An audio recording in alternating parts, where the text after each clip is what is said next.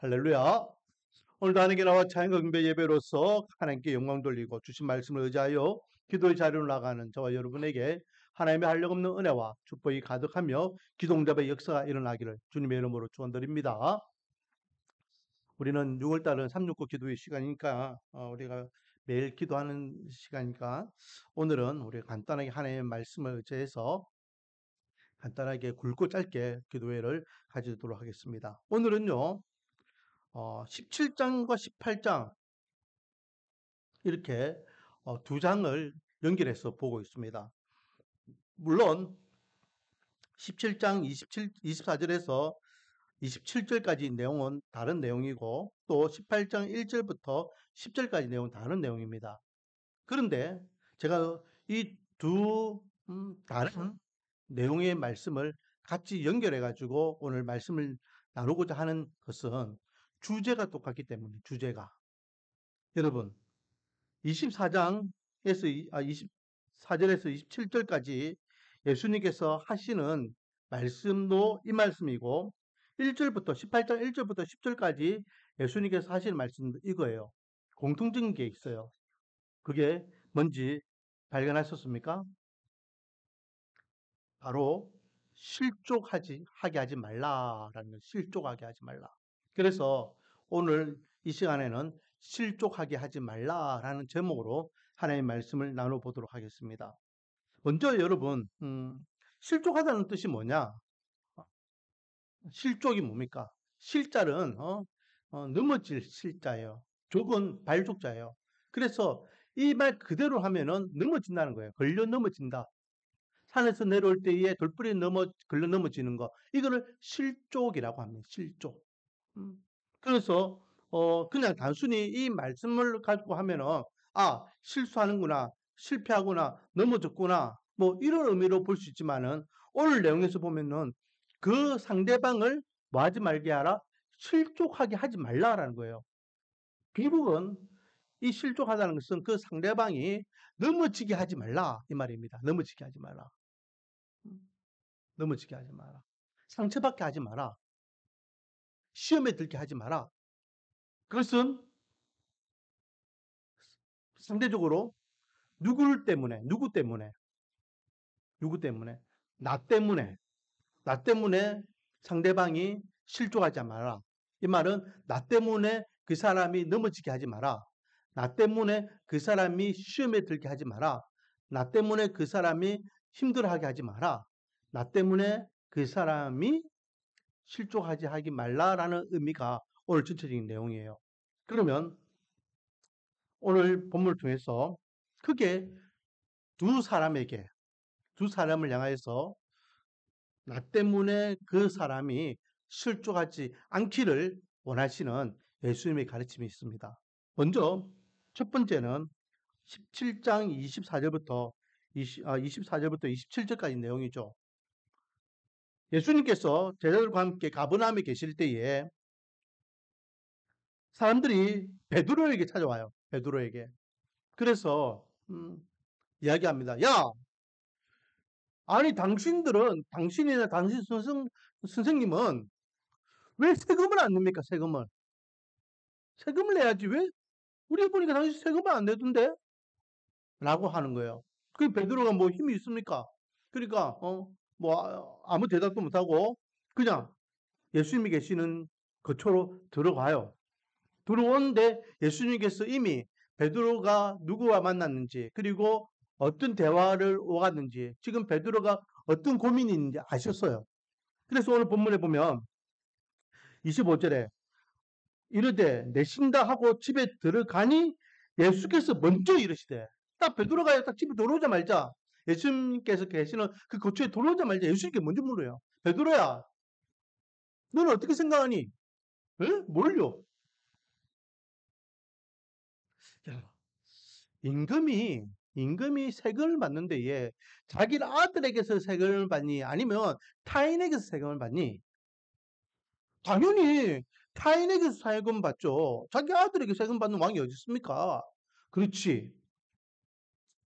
그러면 아들들은 세금을 면하는 게 당연한 거 아니니? 예, 맞습니다. 라고 하시면서 의미심장하게 26절 베드로가 이르되 타인에게니이다. 예수께서 이르시되 그렇다면 아들들은 세를 면하리라.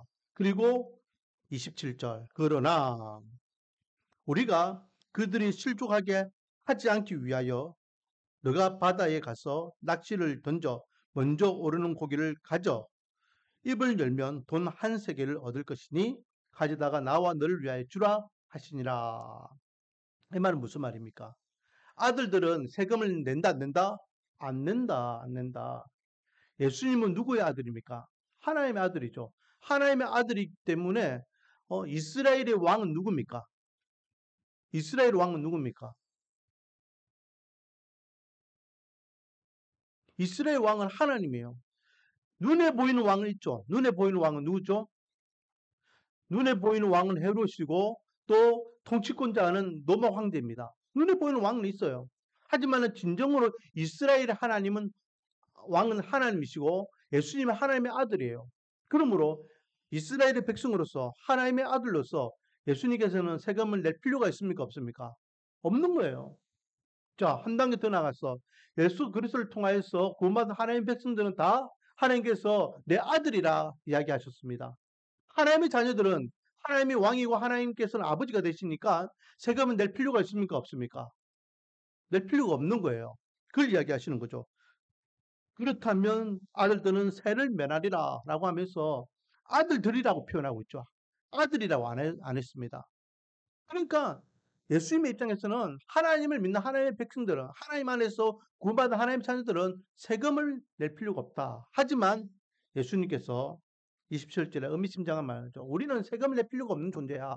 특히 예수님은 더더욱 세금을 낼 필요가 없는 분이신데 그런데 그들을 향하여서 이때 그들은 누굽니까? 왜 세금을 안 냅니까? 라고 의혹을 제기하는 사람들 예수님을 향해서 가진 눈 뜨면서 예수님의 행적을 늘 이렇게 지적하기 위해 약점을 파헤치기 위하여 쫓아오는 그 무리들이 실족하지 않게 하기 위해서 세금 내준다라고 하며 베드로에게 가서 가버나움은 그 해안가에 있는 도시니까 너 빨리 가가지고 낚시해봐봐. 낚시해가지고 제일 처음에 잡히는 물고기 입을 열어봐. 그러면 한 세겔이 있을 건데 한 세겔을 가지고 너하고 나하고 세금 내. 라고 말씀하셔요. 자, 여기에서 예수님께서 세금을 내는 이유를 밝히고 있죠. 예수님은 세금을 낼 필요가 있다 없다? 없다. 그런데 예수님은 세금을 내셨어요. 이유는 뭐다? 그들이 실족하기 때문에. 여기서 실족이라는 것은 그들이 넘어질까봐 이 말이겠죠? 넘어질까봐 잘못된 방향으로 갈까봐 잘못된 영향력을 받을까봐 라는 거예요. 그렇기 때문에 믿는 하나님의 백성으로서 믿지 않는 자들에게 바른 삶을 살아가야 되는 이유가 뭐냐? 우리는 하나님의 사람으로 하나님의 법만 잘 지키면 돼요. 흔히들 우리는 말씀만 잘 지키면 된다라고 이야기해요. 그럼에도 불구하고 우리는 하나님 사람으로서 말씀을 잘 배우고 잘 지키고 이 말씀대로만 잘 살아도 하나님 앞에서는 잘한다 인정받고 칭찬받고 좀 받을 수 있어요. 하지만 우리를 향하여 가진 눈을 쳐다보면서 야 예수 믿는 자들 어떻게 생활하는지 한번 볼까? 라고 하는 그들이 실족하지 않기 위해서는 무엇도 잘 지켜야 된다? 세상 법도 잘 지켜야 된다는 거예요. 세상의 규범과 세상의 문화와 세상의 관습과 세상 사람들이 갖고 있는 가치관을 우리가 배제하면 된다 안 된다? 안 된다는 거야 안 된다. 왜? 그들이 실족할까 봐.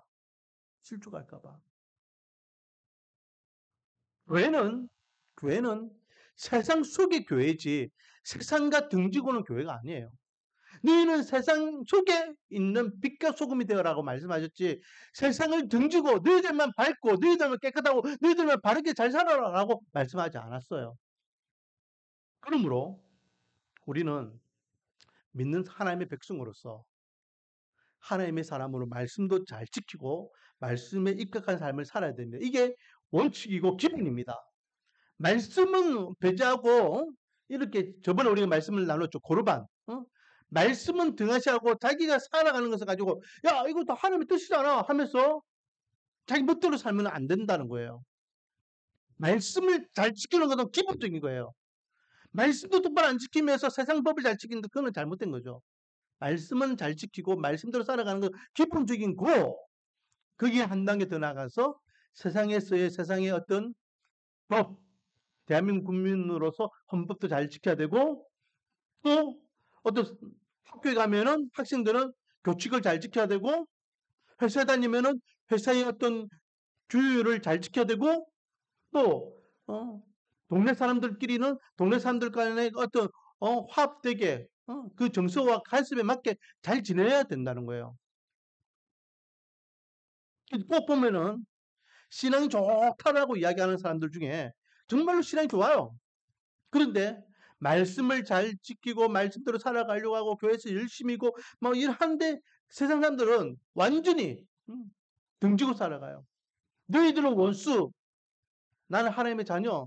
너희들은 지옥 갈 인간, 나는 천국 갈 하나님의 백성. 그 완전 등지고 그 사람들은 지옥 갈 인간들이니까 상종도 하지 말자. 막 이렇게 극단적으로 이렇게 사는 분들이 간혹 있어, 간혹. 그러면 안 된다는 거죠. 자, 그러면 여기서 우리가 생각해야 될 거. 아니, 예수님, 우리가 구원받고, 구원받는 이 약속의 말씀 잘 믿고, 천국 소망 바라보면서 믿음상 신앙생활을 하면 잘 되지. 왜 세상 사람들 십조갈 것까지 우리가 생각해야 됩니까? 왜 세상의 법과 세상의 규칙과 세상의 간섭까지도 우리가 다 생각하면서 그렇게 살아야 됩니까? 라고 질문할 수 있죠. 그들이 실족하는 게 뭐 우리하고 뭐 관계 있어요? 죽으면은 저 인간들은 지옥 가는 거고 우리 천국 가면 끝인데 얼마나 쉬는 인간들을 왜 굳이 우리가 그렇게 여기에서 중요한 게 있죠. 우리는 여기서 이기적인 신앙심을 가지면 안 된다는 거예요. 이기적인. 여러분, 하나님은요, 나만 사랑하십니까? 이 자리에 앉아 있는 여러분만 사랑하십니까? 아니면 하나님은 이 땅에 존재하는 모든 인간을 다 사랑하십니까? 예수님께서 이 땅에 오신 이유는요, 저와 여러분만 구원하기 위해서가 아니에요. 이 땅에 살아가는 모든 인류를 구원하기 위해서 이 땅에 오신 겁니다. 예수님의 입장에서 하나님의 입장에서는 이 땅에 귀하지 않은 영혼이 없고 사랑스럽지 않은 인간이 없다는 거예요. 왜? 전부 다 하나님께서 창조한 창조물인데 하나님께서 사랑으로서 만든 하나님의 사랑하는 자들인데 우리는 너무 이기적으로 하나님은 나만 사랑하셔. 교회 다니는 사람만 사랑하셔. 하나님은 우리를 위하여 십자가에서 예수님께서 피 흘려 돌아가셨어. 하나님은 우리에게만 천국을 허락해 주셨어. 저 인간은 예수 믿는 인간이 아니야. 저 인간은 아무리 봐도 예수 믿을 인간이 아니야.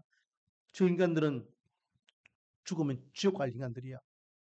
이기적인 거예요. 이기적. 구원받고 안 받고는요, 우리 특권이 아니었어요. 우리가 구원받을 수 있는 자격이나 조건이 있습니까? 하나님의 은혜잖아요. 그럼 우리는 늘 하나님께서 나 같은 자를 살려주시는 그 은혜에만 감사하면 돼요. 마치 이것이 대단하게 내가 뭔가 잘해가지고 얻게 되는 보상이냐 우리가 의식될 필요가 없어요. 나 같은 자를 살려주신 하나님께서 저 죽어가는 영혼 아직도 하나님을 알지 못하는 가운데 예수님이 누군지 믿지 못하고 천국을 소망하지 못하고 가고 죽어가는 저 영혼들 저 영혼이 불쌍한 영혼이구나. 예수님께서 저 영혼을 살리기 위해서 죽으셨는데 예수님께서 저 영혼도 사랑하고 계시는데 그 마음을 가져야지. 마치 이스라엘 백성들이 자기 민족만 성대받았다라는 그 선민사상을 가지고 어깨를 의시되면서 우울감을 가지고 타민족들은 완전히 배타적으로 배척하는 그런 모습이 오늘날 우리에게는 없어야 됩니다. 그 영혼들이 지금은 예수님을 만나지 못해서 저렇게 살아가고 있지만 언젠가 예수님을 만난다면 저와 여러분과 똑같이 하늘 소망 바라볼 수 있는 구원받은 하나님의 백성으로 삶을 살아가게 됨을 믿으시기 바랍니다. 어, 이정훈이라는 목사님이죠, 이제는. 교수님이었는데, 법학과 교수님이 울산대학교. 근데 이분이 완전히, 불교, 불교 완전히 똘뚱뭉친 불교 신자였잖아요. 그래서 어떻게 하면은 이 땅에 기독교를 다 없을까? 그래서 거기에 대해서만 생각하고 있던 양반이에요. 만약에 우리가 우리만 구원받았다라고 생각해서 그렇게 교회를 향해 핍박하고 교회를 이렇게 배척하는 그 사람들을 우리가 등한시했더라면 그분은 예수님을 만나지 못했을 거예요. 하나님께서는요, 하나님의 획기적인 방법으로 죽어가는 영을 살리고 죽어가는 생명을 삶을 우리는 기억해야 됩니다. 그 양반이 CTS인지 CBS인지 모르겠어요. 한 기독교 방송을 듣고 어느 날 귀가 열려서 복음이 마음속에 심겨지고 예수 믿고 이제는 지금 목사님으로 그렇게 말씀 사역을 하고 계시잖아요. 누군가가 우리는 모르지만은 누군가가 하나님의 스텝받는 백성이 될 수 있다는 거예요. 이 땅에 존재하는 모든 우리가 지금 살아가고 있는데 우리 주위에 있는 모든 사람들 있잖아요. 이웃, 학교 친구들, 직장 동료들, 함께하고 있는 그 모든 사람들, 우리 고촌에 있는 사람들, 이 모든 자들이 하나님 앞에 성택받은 자임을 기억하면서 하나님이 저들도 사랑하신다라는 기억하시면서 그들이 실족당하면은 야, 예수 믿는 사람 다 저래.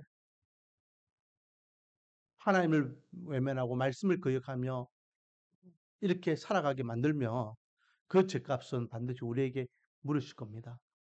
그러므로 우리는 예수님을 믿지 못하는 그들이 실족하지 않도록 말씀 생활, 신앙 생활도 잘해야 되겠지만은 세상적인 법이나 세상의 관습과 세상적인 어느 문화도 우리가 정서적으로 하나님 앞에 완전히 배척되지 않는다면 우리가 바르게 그렇게 살아서 선한 향기를, 그리스도의 향기를 끼치기를 소망합니다. 누군가는 택함받은 백성이 있을 거고 우리를 통해서 그들이 주님께 돌아올 수 있는 은혜가 있을 줄 믿습니다. 두 번째는요. 18장에 보면 쟤들끼리 천국에 가면 누가 크냐라고 서로 큰 자리에 대해서 막 옥신각신하죠. 이때 예수님께서 어린아이 한 명을 가운데 세워놓고 말씀하십니다. 3절 이르시되 진실로 너희에게 이르노니 너희가 돌이켜 어린아이들과 같이 되지 아니하면 결단코 천국에 들어가지 못한다 라고 하면서 이 어린아이와 같이 스스로 자기를 낮추는 자가 천국에서 큰 자다라고 말씀하셔요. 큰 자다. 근데 사실은요, 오늘 우리가 읽었던 이 18장 1절부터 10절까지 이 내용은요, 마가복음에 보면은, 마가복음 완전히 따로따로의 말씀이에요. 금방 읽었던 1절부터 4절까지 이 내용은요, 누가 크냐? 어린아이와 같은 자가, 크다. 자기를 낮추는 자가 천국에 크다. 이 말씀과, 그리고 이 어린아이와 같은 자를 영접하지 아니하고 실족시키면은 연자맷돌을 목에 메고 바다에 던져 죽는 것이 다르다. 라고 이야기하는 말씀은 완전 다른 말씀이에요. 제가 한번 읽어볼까요? 마가복음 9장입니다. 마가복음 9장에 보면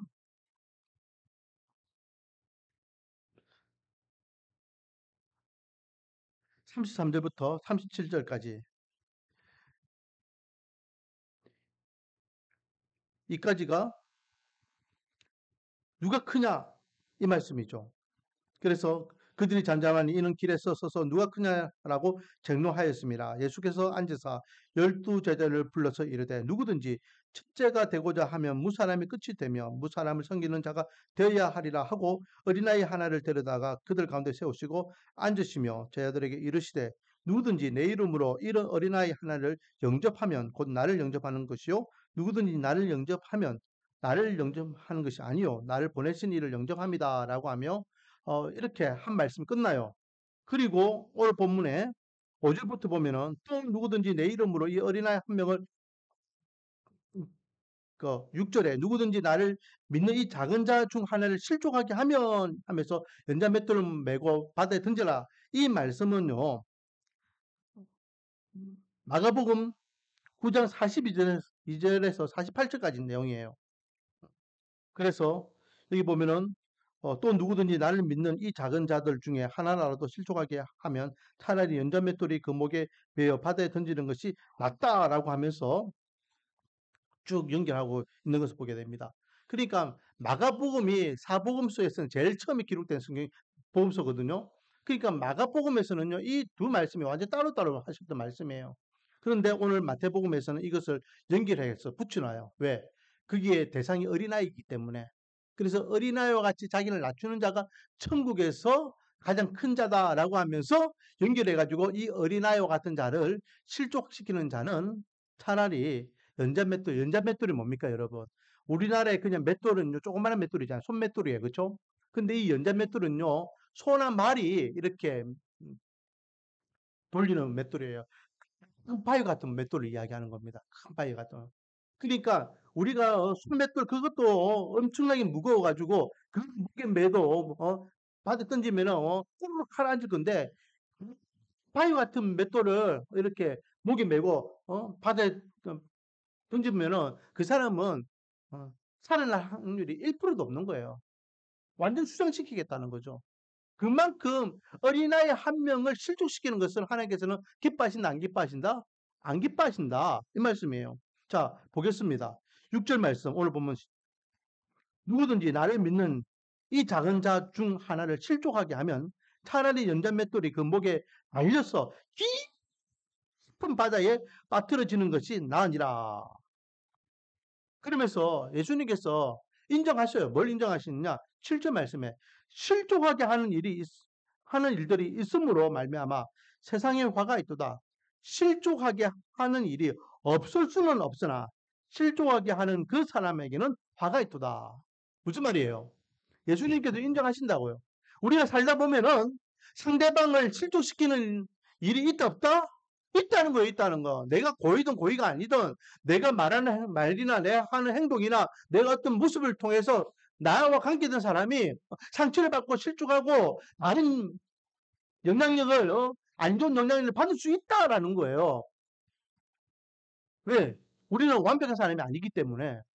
그럼에도 불구하고 나는 본성이 없다 할지라도 실수로 그래 했다 할지라도 그 상대방이 실족하게 되면은 그 실족한 자의 책임을 하나님께서는 물으시겠다라고 말씀하셔요.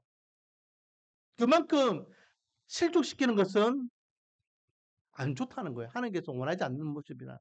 자, 그런데 보세요. 여기 보면은 첫 번째 17장에서는요. 예수님을 안 믿는 세상 사람들을 실족하지 않게 하라 이 말이었죠. 그러면 이 18장에서는요. 6절에 나를 믿는 이 작은 자 중 하나라고 했어요. 예수님을 믿는 작은 자들 중에서 한 명, 그 한 명을 실족하게 하면은 된다 안 된다? 안 된다. 예, 교회 공동체 안에서 선한 영향력을 끼쳐야 된다라는 거예요. 교회 공동체 안에서 예수 믿는 사람들 안에서 예수 믿는 그런 입장에서요. 저는 그렇게 생각합니다. 오늘날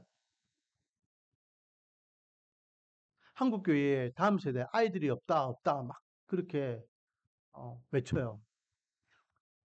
그렇게 외치는 것도 음, 벌써 몇십 년이 됐어요.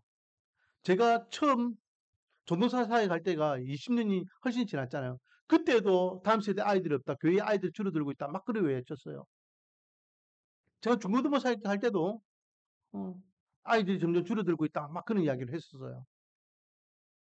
그러면서 그런 이야기를 하죠. 교회 아이들이 줄어드는 이유는 뭐냐? 저출산 때문이다. 라고 이야기해요. 저출산. 근데 생각해 보세요. 20년 전에 우리나라 인구와 지금 우리나라 인구, 20년 전이 많았을까요? 지금 인구가 많을까요? 지금 인구가 더 많죠? 우리나라가 5천만 명이 된 게 얼마 안 되잖아요. 이제는 뭐 진짜 저출산이라서 이렇게, 하얀 곡선으로 내려갔지만은, 그래도 예전에는 우리나라가 뭐 4천만 명 했었어요. 제가 중고등 때만 해도 우리나라 4천만 명, 4천만 명인데 지금 5천만 명이라 하잖아요. 5,200만 명 막 이렇게 이야기합니다. 음. 아이들이 없다 하는데 인구는 점점 늘었다니까요. 그 자꾸만 아이들이 없기 때문에 저출산이기 때문에 교회에서도 아이들이 줄어들고 있다라고 합리화시킵니다. 저는 그거 아니라고 생각합니다. 교회 안에 아이들이 줄어든 이유는요. 어른들 잘못이에요. 왜요? 어른들이요. 아이들을 다 실족시켰기 때문에. 그것이 교육이라는 이름으로 아이들만 보면은 야단치고 지적하고 혼내고 교회에 있는 아이들을 쫓아내는 사람들이 다 어른들이에요. 저 동기들 같은 경우에도 얼마나 많았는지 몰라요. 저 어릴 적에 신앙생활 같이 했던 중고등부 같이 했던 애들 보면은 예수 안 믿는 친구들이 얼마나 많은지 몰라요.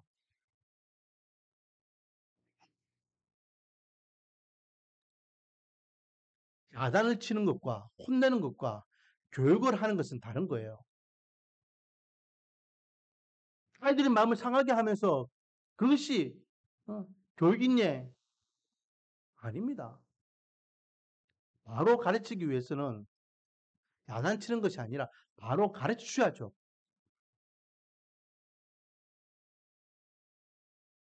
그냥 예배 시간에 모자 쓰면 안 돼.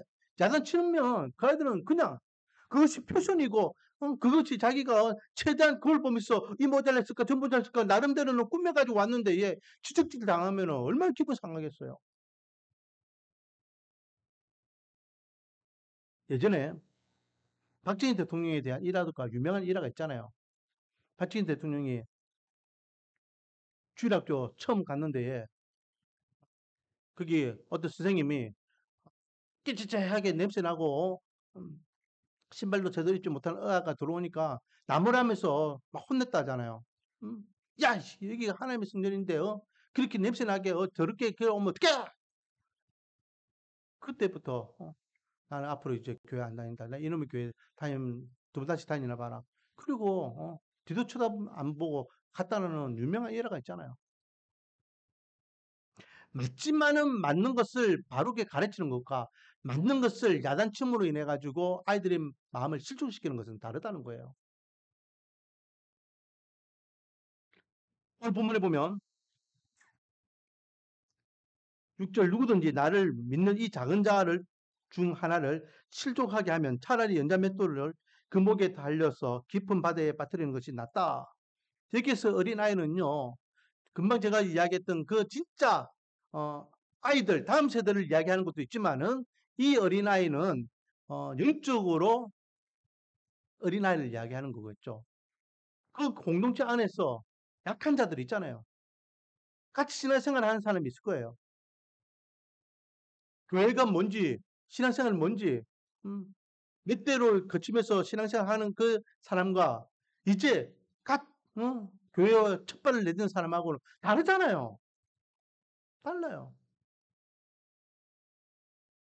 헌금을 어떻게 해야 되는지, 점심시간에 밥을 어떻게 먹어야 되는지, 뭐 이 시간에는 우리가 어떻게 지내야 되는지, 여기는 어떤 곳이고 저기는 어떤 곳인지, 이분은 누구고 저분은 누군지 아무도 모르는 상태에서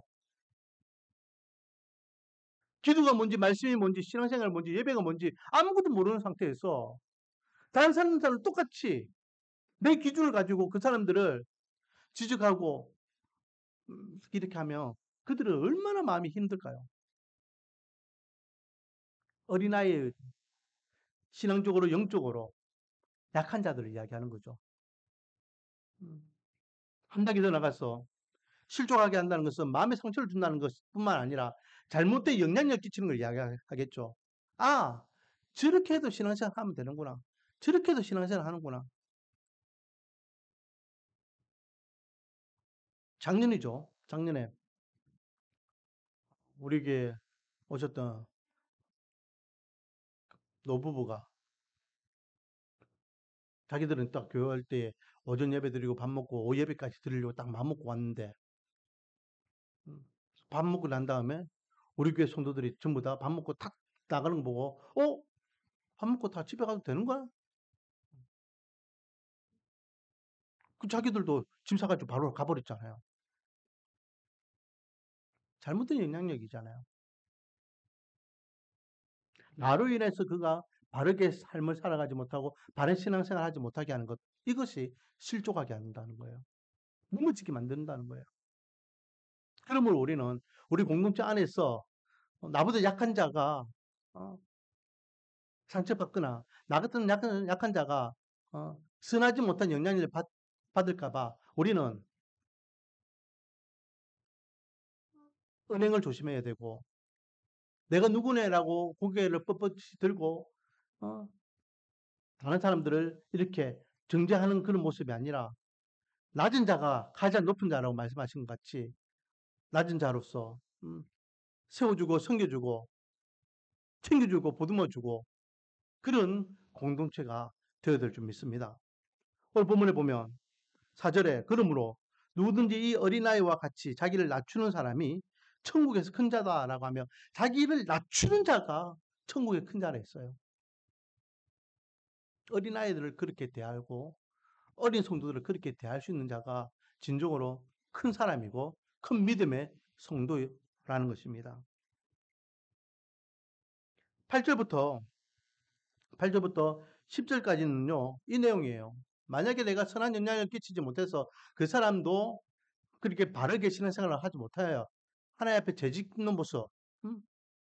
그런 모습을 보이게 되면은 안 된다는 거죠. 그렇기 때문에 죄지은 부분은 팔이면 팔 뜯어내고 눈이면 눈을 뽑아내고, 그래서 온전한 모습으로 제약된 모습을 뜯어내고 그렇게 온전한 몸을 가지고 천국 가는 것이 낫다, 이 말이거든요. 이것은 실족하게 하는 그 모습을 지적하고 있는 겁니다.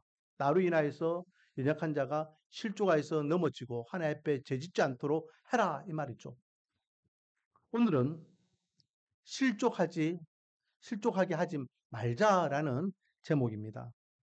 나로 인하여서 나와 함께하는 그 누군가가 실족하지 않게 하기 위해서, 첫 번째는 예수 믿지 않는 무리들 가운데에 그들이 나의 행동을 통해서 실족하지 않도록, 또 교회 안에서 나와 함께 신앙생활하는 성도들 가운데에 나의 행동을 인해서 그들이 실족하지 않도록 우리가 바르게 하나님의 백성답게 말하고 행동하고 생각하고 선한 영향을 끼쳐서 함께 더불어 하늘 소망 바라보면서 믿음 생활, 신앙 생활 하자라는 말씀이 오늘 저와 여러분이 주시는 하나님의 말씀입니다.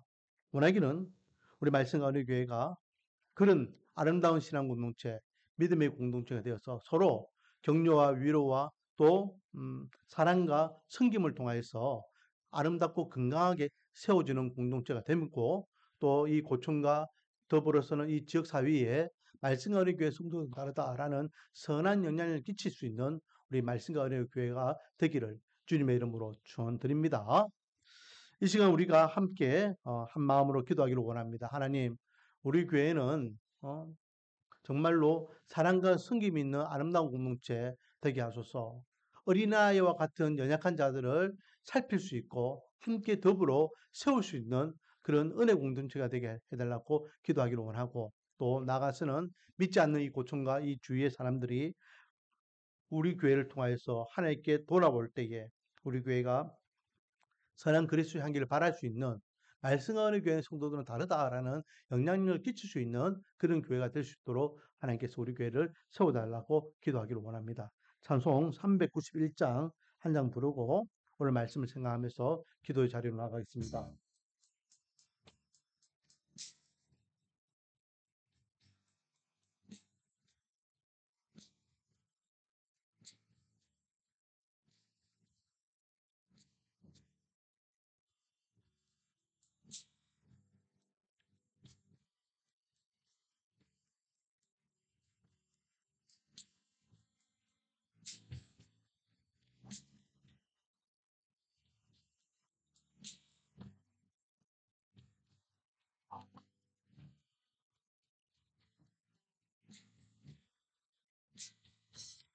메마른 길 종일 걸어가도 나 피곤치 아니하며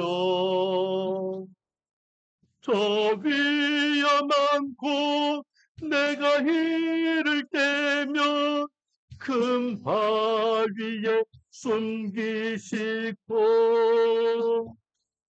주 손으로 덮으시네.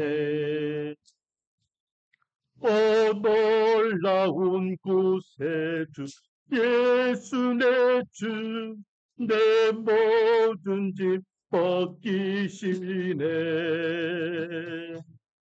죄악에서 날 끌어 올리시며 또 나에게 힘 주시네.